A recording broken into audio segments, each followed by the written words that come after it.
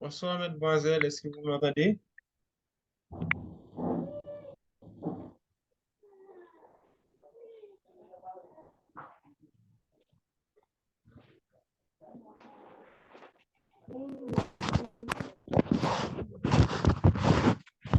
Allô? Est-ce que ça va?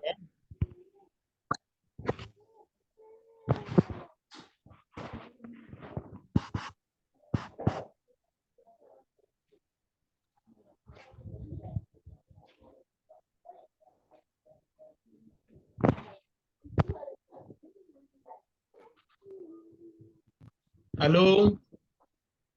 Est-ce que vous m'entendez? D'accord. Est-ce que vous voyez mon écran également? Oui, OK. Eh bien, on commence rapidement, sans perdre beaucoup de temps. OK. Pour cette question-là, bon, cette personne-là l'a trouvée, mais la majorité des personnes n'ont pas trouvé cette question-là. On avait demandé quoi? On avait demandé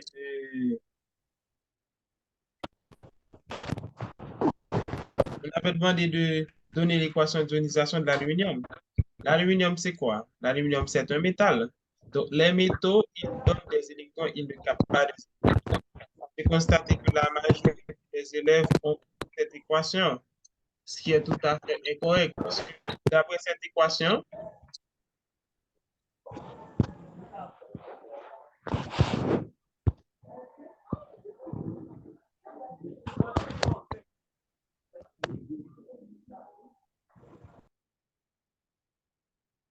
d'après cette équation, l'aluminium a capté des électrons, il a capté 3 électrons. Or, l'aluminium ne peut pas capter des électrons. Donc, l'équation qui est correcte, c'est cette équation-là. De plus, cette équation-là ne peut pas être correcte pour quelle raison si on fait l'équilibre des charges. Avec l'équation AL plus 3 électrons, qui donnerait, j'ai bien dit, au conditionnel, qui donnerait AL3 plus. Lorsqu'on fait l'équilibre des charges, on a une charge de moins 3 ici et plus 3 ici. Elle n'est pas équilibrée. Donc, cette équation-là n'est pas correcte. Mais, lorsqu'on considère cette équation-là elle-même, on constate de ce côté, on a AL3 plus 3 électrons de l'autre côté, ce qui fait plus 3 moins 3, 0. Et devant, on a AL qui ne porte pas de charge, donc 0. On n'a même pas à perdre beaucoup de temps là-dessus parce que c'est un exemple qui est assez facile. Pour les autres, c'est la même remarque. Ici, on parle de l'oxygène. L'oxygène, c'est un non-métal, désolé. Donc, ça va capter des électrons. Donc, c'est cette équation-là qui est correcte.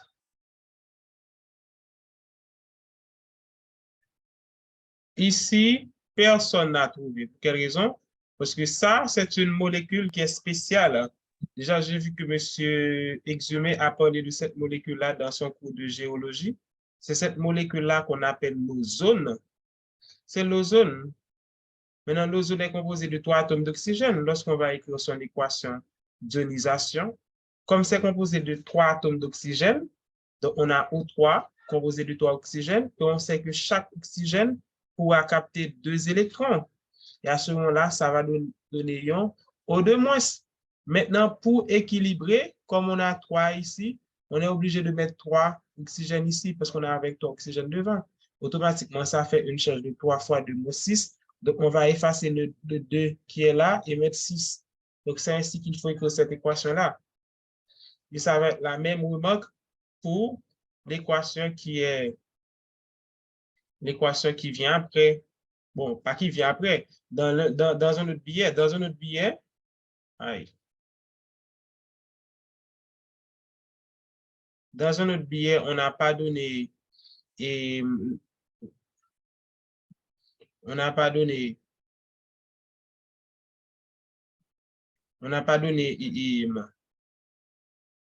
l'ozone, on a donné le triazote. C'est la même logique. L'azote pourra capter, il peut capter 3 électrons. À ce moment-là, il devient N3-. Mais comme j'ai 3 azotes devant, donc je mets 3 ici. Mais lorsque je fais ça, ça me fait une charge de 3 fois 3, donc 9 ici. Donc, je suis obligé de réajuster ce coefficient-là pour équilibrer l'équation. Donc, voici la réponse. J'espère que si je donne ça à nouveau dans l'examen final, tout le monde pourra trouver la réponse. C'est pas aussi difficile. Est-ce que ça va? Est-ce qu'il y a des questions?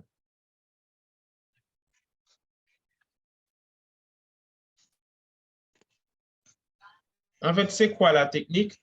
On sait par exemple que normalement, si je considère un atome comme le chlore, il veut capter un seul électron pour donner Cl-. Eh bien, même si je vous donne la molécule Cl2, on doit se dire que ça pourra capter un seul électron pour donner Cl-. Sauf que on constate qu'on a 2 chlores devant, donc on doit mettre 2 ici. Automatiquement, on met 2 ici pour équilibrer l'équation. C'est ça la logique. Si je prends un autre exemple,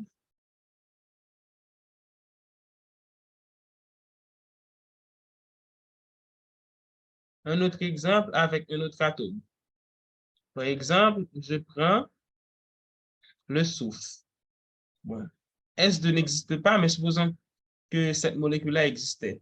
Mais sauf qu'on sait qu'à la base, le soufre peut capter 2 électrons, étant donné que sa valence est 2, ou encore il peut céder 2 électrons afin de satisfaire la règle de l'octet. Donc, il peut capter alors. À ce moment-là, il va former le ion S2-. Le ion S2-. Maintenant, comme on a 2 S devant, eh bien, qu'est-ce qu'on fait? On met 2 ici. Mais lorsqu'on fait ça, ça nous fait quoi? Ça fait une charge de -4 ici. Donc, à ce moment-là, on est obligé de, pour compenser, on va effacer le 2 qui est ici pour mettre 4. C'est ça la technique. Donc, je ne peux dans des exemples, il y a des gens qui ont mis N3-, ça n'existe pas, ou bien O3-, ça n'existe pas davantage. Donc, il faut tout simplement suivre la règle. On sait tel atome peut former tel ion. Donc, on met l'ion. Même si on vous a donné une molécule. Supposons par exemple, je prends un exemple vraiment hypothétique. On vous donne une molécule comme P5. Eh bien, on voit qu'on a l'atome de phosphore. Or, le phosphore, sa valence c'est 3. Et on sait que ça peut capter 3 électrons. Donc, automatiquement, on met ces 3 électrons, les 3 électrons qu'il peut capter, et ça me donne P3-. Maintenant, après, comme je vois que j'ai 5P devant, donc je vais mettre 5 ici. Et non, je ne pourrais pas mettre le 5 en indice ici. Non, le 5 qui est là, je ne vais pas le remettre ici. Parce que pourquoi? Parce que ça me donne l'ion P3-. Maintenant, comme j'avais 5 atomes de P devant, donc je mets 5 ici. Lorsque je fais ça, ça me donne quelle charge? Ça fait quelle charge au total?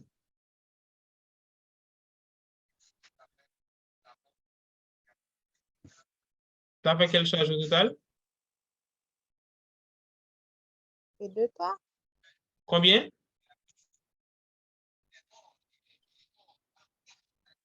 Avec 5P3-, ça fait quelle charge au total? 15. 15, très bien. Donc 15, Donc, pour compenser ça, je vais effacer le 3 qui est ici et je mets 15. Je mets 15 devant E moins. Donc, j'écris P5 plus 15E moins, qui donne 5P3 moins. J'espère que la prochaine fois, dans les exercices, surtout dans l'examen, qui sera toujours en ligne, même si vous serez à l'école. Quand je dis l'examen sera en ligne, ça ne signifie pas que vous serez chez vous, non. Donc, vous serez à l'école, vous aurez vos téléphones et vous allez passer l'examen en ligne. Ça me facilitera la correction. OK. Après ces questions-là, la majorité des personnes n'ont pas trouvé également. Alors, il faut faire la différence entre le modèle classique et le modèle quantique. Dès que vous voyez les lettres K, c'est quoi? C'est classique. Mais dès qu'on voit les lettres S, c'est le modèle quantique. On vous a demandé de donner la configuration électronique de l'oxygène. L'oxygène, vous savez qu'il a 8 électrons. Donc, ça va être quoi? Donc, comme c'est le modèle classique qu'on a demandé, donc ça avec les lettres K. Donc, c'est K2. L6, pourquoi L6? Parce que ça a 8 électrons au total. J'ai déjà mis 2, donc je dois mettre 6 de façon à ce que la somme donne 8. C'est ce qu'on avait fait dans les cours. Ce n'est pas du tout compliqué. Si vous avez des questions, il faut m'arrêter. Après, c'est quasiment la même question, sauf que ici, on avait demandé de donner la configuration électronique d'après le modèle classique. Ici, on a demandé ça d'après le modèle quantique. Donc, dès qu'on dit quantique, ce sont les lettres SP qu'on doit faire. Et ici, pourquoi est-ce que, par exemple, on a donné deux exemples. C'est soit ça, soit ça. Mais ça ne pourra pas marcher puisqu'on voit que lorsqu'on fait la somme de 2, 6, ça fait 10 électrons. Donc, c'est pas bon. Lorsqu'on fait 2, 4, ça fait 8 électrons. Donc, c'est pour cette raison que la bonne réponse, c'est 1S2, 2S2, 2P4, qui est la bonne réponse. Cet élève-là n'a pas trouvé. Pourquoi? Cet élève-là elle-même, elle a choisi un modèle classique ou quantique.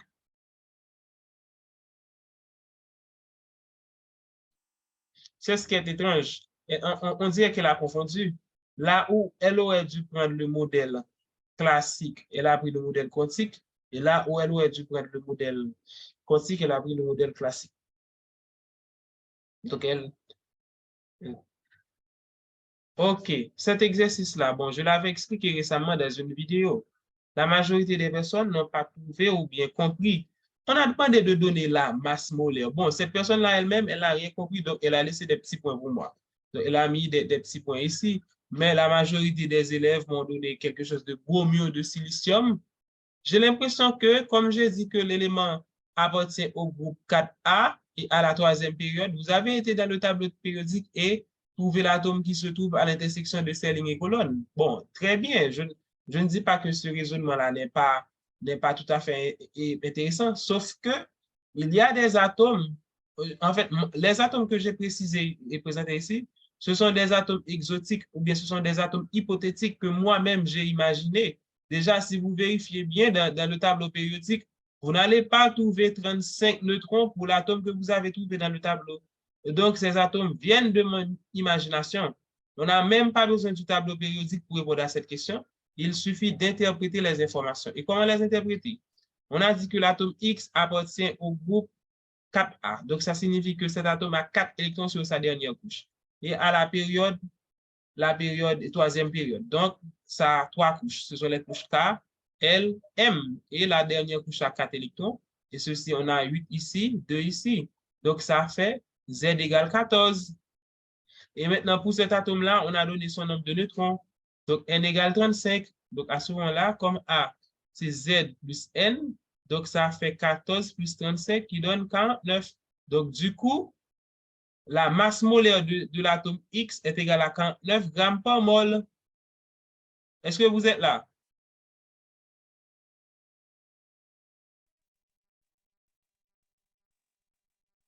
Vous êtes là? Oui, monsieur. OK, très bien.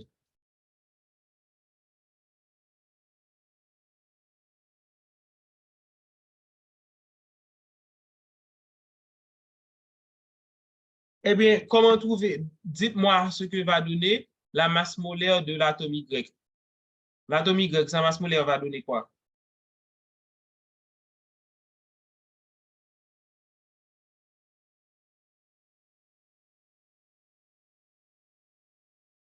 Qui peut trouver?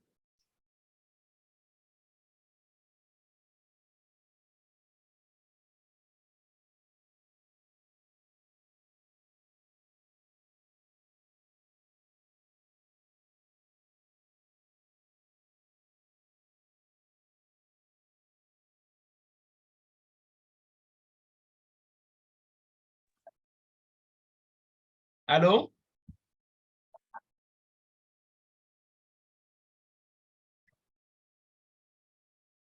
J'espère que vous êtes en train de calculer.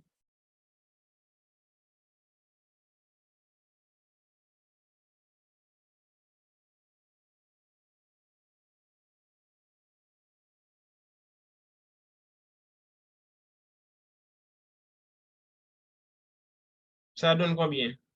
La masse molaire, suivant la même logique.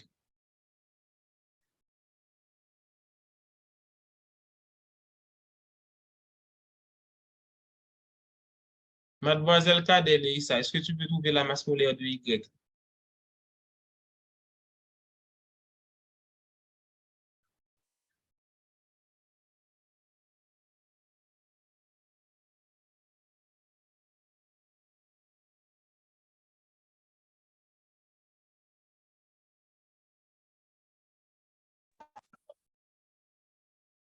Et toi, Calix, tu peux trouver la masse molaire de Y? 222 grammes par mol. 222. Je vais vérifier, Calix. En fait, tu m'as donné 222. Bon, peut-être que c'est vrai. OK. On interprète les informations. Alors, c'est pour l'atome Y, ça appartient au groupe 3A, donc ça a 3 électrons sur sa dernière couche. Et non, c'est pas, ça ne peut pas être aussi élevé. Et deuxième période, donc ça a combien de couches? Étant donné que c'est à la deuxième période, ça a combien de couches?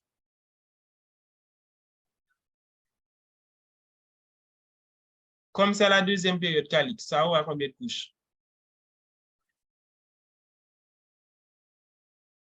2 Deux couches, quelles seront ces couches? K et L. A et L. On va mettre combien d'électrons sur la couche L? 2. Pour quelle raison? Non, 6. Pour quelle 6. raison? Parce que la couche, elle peut prendre 6 Oui, électrons maximum. mais ça ne prend pas. De toute façon, déjà, la couche, elle ne prend pas 6 au maximum. Ça prend 8 au maximum. Toi-même, tu confonds couche et sous-couche. C'est la sous-couche P. On ne fait pas ça. On n'a pas fait avec le modèle quantique. On le fait avec le modèle classique. Et déjà, si tu te basais sur le modèle classique, tu allais dire que la couche, comme la couche L peut prendre 8 électrons, est-ce que ça aura forcément 8 électrons? Donc, tu n'as pas utilisé les informations qu'on a données sur Y dans l'exercice. Qu'est-ce qu'on a dit de Y? Elle appartient au groupe 3A Ça signifie et à la quoi? deuxième période. Ça signifie quoi? Appartenir au groupe 3A signifie quoi? Elle a 3 couches. Non, c'est période qui donne la couche. La période donne le nombre de couches, le groupe donne le nombre d'électrons sur la dernière couche. Donc, appartenir au groupe 3A signifie quoi? Elle a 3 électrons sur la dernière couche. Quelle est cette couche? Elle. La couche L. Et combien d'électrons pour la couche K? 2. 2 électrons. Donc, Z égale à combien?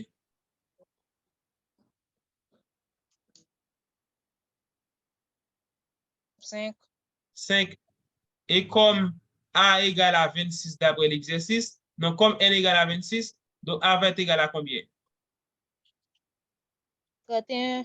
31. Donc, quelle est la masse molaire de l'atome Y? 31 grammes par mol. 31 grammes par mol. Et maintenant, qu'est-ce qu'on fait pour trouver la masse molaire de la molécule X3Y4? Eh bien, on multiplie et on additionne tout ce qu'on a. C'est 3 fois 49 plus quoi?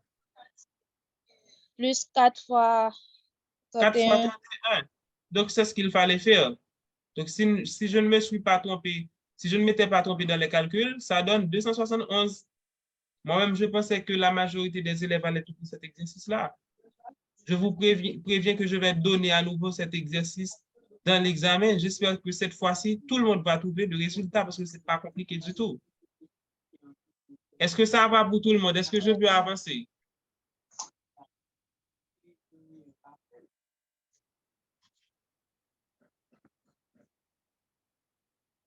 Est-ce que ça va pour vous? Oui, D'accord, j'avance. J'efface et j'avance. De toute façon, je vais vous envoyer la vidéo après, d'accord?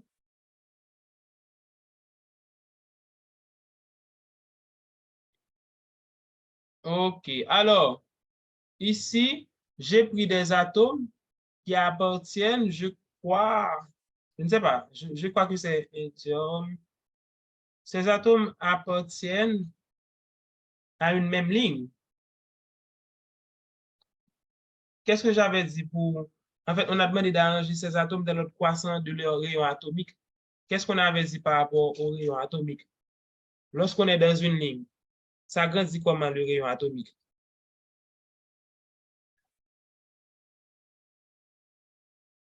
Lorsqu'on est dans une ligne, ça grandit comment? Donc, la réponse, c'est ça.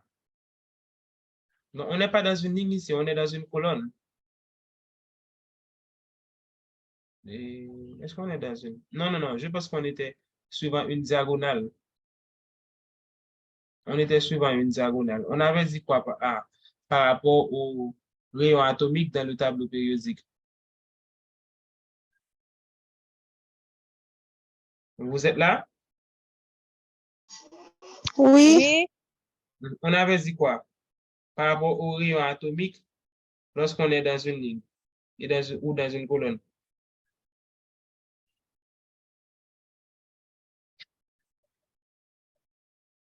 C'était quoi le schéma?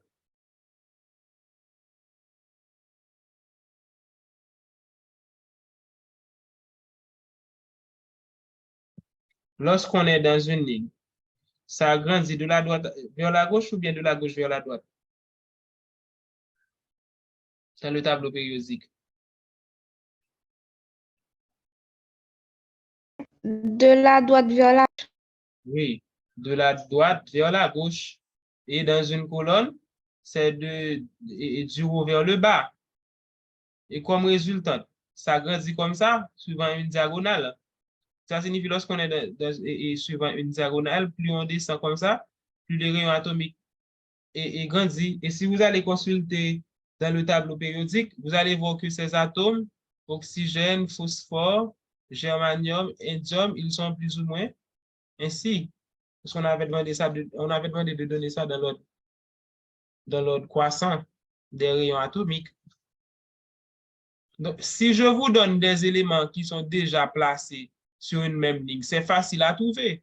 Supposons par exemple que je vous donne bore, carbone, azote, oxygène, fluor. C'est facile. C'est facile. Donc, la réponse, c'est quoi? C'est fluor plus petit. Après fluor, c'est oxygène. Après oxygène, c'est azote. Après carbone. Après, c'est bore dans l'autre croissant de la taille ou bien du rayon atomique.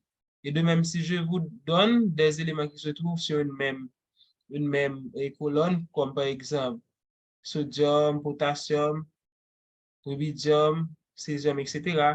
Donc, c'est déjà dans l'ordre ainsi. Mais si je vous donne ça, et non pas sur la même ligne ou bien sur la même colonne, il faut aller vérifier la diagonale. Et plus on descend suivant la diagonale, et plus le rayon atomique sera élevé.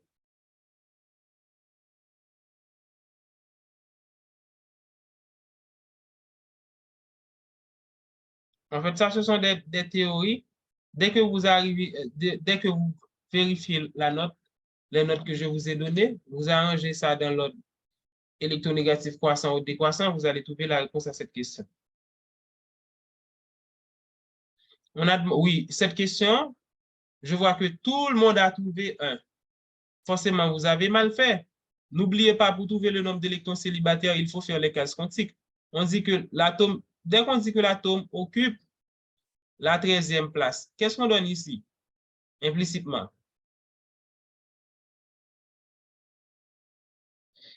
Implicitement, on donne quoi? Quand on dit que l'atome occupe la 13e place? Le nombre d'électrons, Le nombre d'électrons, très bien, qui est égal à combien? 13. Qui est égal à 13. Donc, du coup, la structure électronique, on préfère donner ça avec le modèle quantique parce que c'est avec le modèle quantique qu'on va trouver le nombre d'électrons célibataires à partir des cases. Donc, c'est 1s2, 2s2, 2p6, ça fait déjà 10. Donc, 3s2, 3p1. Maintenant, donc, on aura quoi? Et ça va donner un seul électron célibataire vraiment.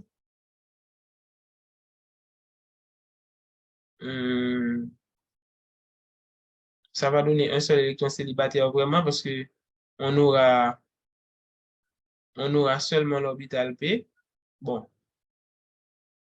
on aura seulement l'orbital P avec un seul électron. Même si en réalité, je sais que c'est 3 électrons, mais je vais vérifier quel est l'aluminium a un écart par rapport à la théorie. Bon, de toute façon, comme c'est un seul, vraiment, je ne pourrai pas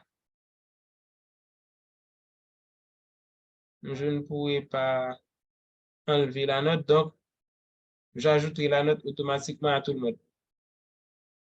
Je me souviens avoir fait vraiment la remarque dans la classe, bien que en respectant la formule, ça donne une.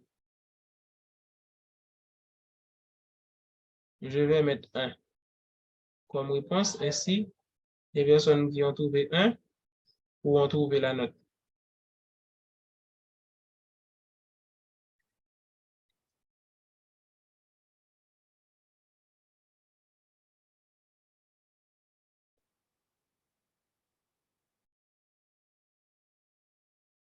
Bon, OK, ces questions-là, je constate que vous ne l'aviez pas trouvées. Or, ce sont des choses très simples. Le composé qui désigne un sel. Alors, lorsqu'on a HCl, c'est quoi? HCl, vous le connaissez déjà, c'est l'acide chlorhydrique. Donc, ça, c'est un acide. Je vous ai déjà dit ça. Les acides commencent toujours par l'atome d'hydrogène. Les bases se terminent toujours par OH. Donc, dès que vous voyez OH à la fin, c'est quoi? C'est une base.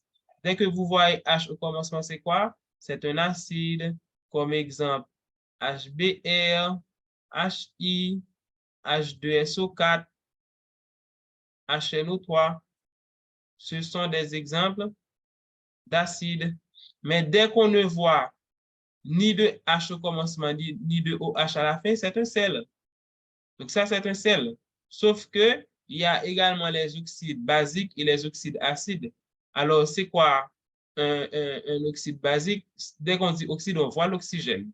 Donc, si on a un métal et l'oxygène, c'est un oxyde métallique. Je ne sais pas si j'avais bien précisé précédemment, mais lorsque c'est combiné d'un métal et de l'oxygène, on appelle ça un oxyde métallique. Alors que l'oxygène est un non-métal, on appelle ça un oxyde non métallique. Alors, on dit oxyde métallique ou bien oxyde basique, parce que ces oxydes peuvent générer des bases par hydratation, et on dit oxyde non acide ou encore oxyde et non métallique ou encore oxyde acide, parce que ces oxydes-là peuvent générer des acides par hydratation. Qu'est-ce que je signifie par là? Vous connaissez cette molécule-là qui est le CO2. Alors, comme c'est composé de l'oxygène et de non-métal C, donc c'est un oxyde acide. Maintenant, pourquoi est-ce qu'on appelle ça l'oxyde acide? C'est parce que par hydratation, dès que je dis hydratation, vous voyez l'eau. Par hydratation, eh bien, cette molécule-là, CO2, va donner un acide qui est l'acide de formule H2CO3, qu'on appelle l'acide carbonique. C'est cet acide-là qu'on trouve dans l'eau de pluie. Vous avez, par exemple, quand la pluie tombe, on a de l'eau qui tombe du ciel, mais il y a aussi du gaz carbonique dans l'air. Eh bien, ces deux molécules-là se mélangent pour donner de l'acide carbonique. Et déjà, c'est cet acide-là qui rend l'eau de pluie acide. Si vous prenez le pH de l'eau de pluie, vous allez trouver que l'eau de pluie est acide.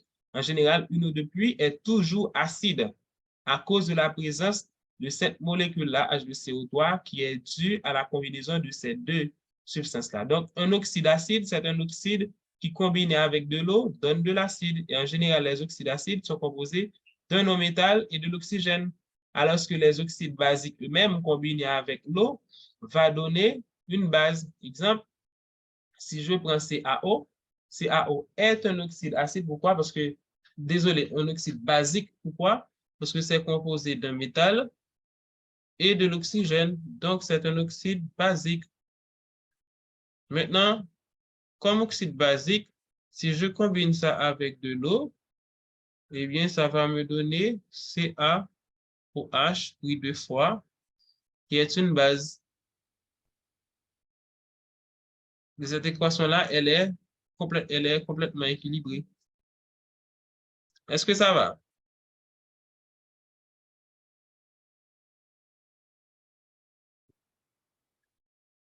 Ici, il fallait trouver le nom, la nomenclature. Ça, c'est facile. MgCl2, on commence toujours avec la fin, qui est le chlore. L'adjectif dérivé du mot chlore, c'est chlorure. Et ce qui vient avant, c'est le magnésium. Donc, le nom, c'est chlorure de magnésium. Donc, c'est ainsi. Si j'écris A, B, vous allez trouver l'adjectif dérivé de l'atome B. Vous trouvez l'adjectif, c'est toujours l'adjectif de précédé et succédé du nom de ce composé qui est là, en général, qui est un métal. Exemple, si j'écris AlH3, donc, l'élément que j'ai ici, c'est l'hydrogène. L'adjectif qui dérive de l'hydrogène, c'est hydrure. Donc, le nom de ce composé AlH3 va être hydrure d'aluminium.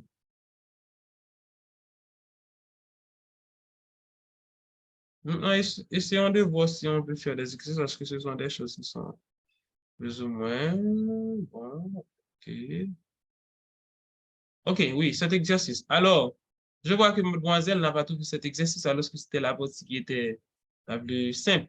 On a dit un alliage. C'est quoi un alliage? C'est un mélange de deux métaux en général, mais on peut avoir des alliages qui contiennent des non-métaux. Donc, un alliage est composé de deux métals qui sont aluminium et le fer, mais le fer 2. Alors, l'alliage est composé de 6 grammes d'aluminium et de 9 grammes de fer. On demande le pourcentage massique de cet alliage en fer. Eh bien, le pourcentage massique en fer, même si on ne vous avait pas donné la formule, c'est plutôt intuitive. Le pourcentage massique en fer, ça va être quoi? Ça va être la masse du fer divisé par la masse totale multiplié par 100% quand on demande un pourcentage. Et donc, le pourcentage massique du fer, ça va être la masse du fer divisé par la masse totale. C'est quoi la masse totale? C'est la masse du fer encore ajoutée à la masse de l'aluminium de l'autre entité, multiplié par 100%. Et donc, ce pourcentage massique va donner quoi? La masse de fer dans l'exercice, c'est combien? C'est 9. Donc, c'est 9 divisé par 9 plus 6 fois 100%. Et donc, ça me fait 9 sur 15 fois 100%. Lorsque vous faites cette division-là,